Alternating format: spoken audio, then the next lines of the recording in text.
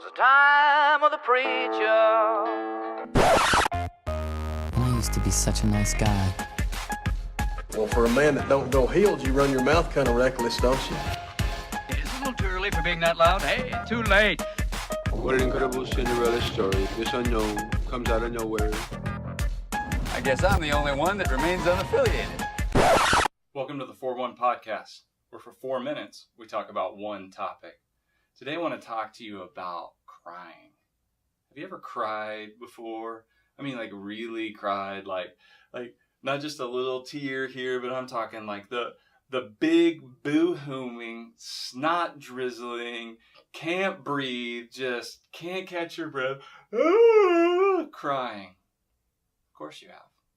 We all have. Maybe it's been a long time for you, and maybe you can't even remember the last time it was. Maybe it's something that's really fresh and recent. But I want you to know you're not alone. We all cry sometimes. It's an important part of the human experience, but it's not just human, it's also divine. It's kind of neat to think about God crying. You see, Jesus, when he was here on earth, he cried. John 11:35, the shortest verse in all the Bible, just 2 words. If you've never memorized scripture before, here you go. I'm going to give you one right now. John 11:35, Jesus wept. Not Jesus cried, not Jesus shed a tear, not Jesus felt some strong emotions and had some liquid draining from the ocular cavity. Jesus wept. He wept. I'm talking boo-hooing, body shaking, snot running down, weeping. Why? Well, his friend Lazarus had passed away. Okay. So was he weeping because of grief? Doesn't seem to really add up. I mean, Jesus has just declared to Lazarus' sister, Martha, I mean, he's really good friends with them. These are close friends. He's just declared to her that he is the resurrection and the life, that whoever believes in him will never die. So, I mean, Jesus is the Alpha and the Omega, the beginning and the end. So he knows that this death is not the end. In fact, before he had gone to where Lazarus was buried, he had told his disciples, hey, guys, this sickness won't end in death. And yet he shows up and Lazarus has already been in the tomb for days. Now everybody there thought, well, he's late. He's late.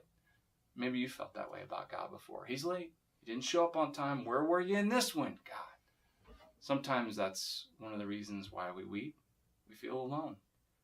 We feel like maybe God's not there and we're alone.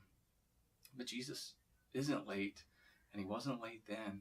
He was right on time. And so when it says Jesus wept outside the tomb of his friend Lazarus, I'm not really convinced he was weeping for grief. Others have said, well, perhaps he was weeping because he had empathy.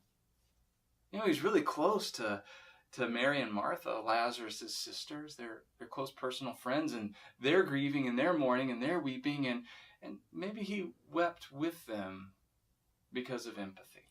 Well, Jesus is clearly empathetic, and I love that about him, but I'm not sure that would produce the weeping that we see in the text.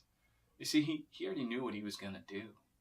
He already knew that he was going to call Lazarus out of that tomb, that the dead man was going to come back to life. He already knew that. If he was just weeping for them and with them empathetically, then it doesn't really quite add up in the moment. You see, my opinion is Jesus wept because he didn't want to do this to his friend Lazarus. You see, Lazarus was dead. And you know, when people die, sometimes we like to say, well, that person's in a better place now. But Jesus knew the truth. Lazarus wasn't in a better place. He was in the best place. The best place possible.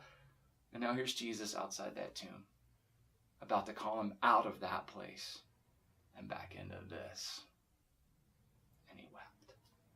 He wept because he knows there's something so much better than here. And he wept because he was calling his friend back here.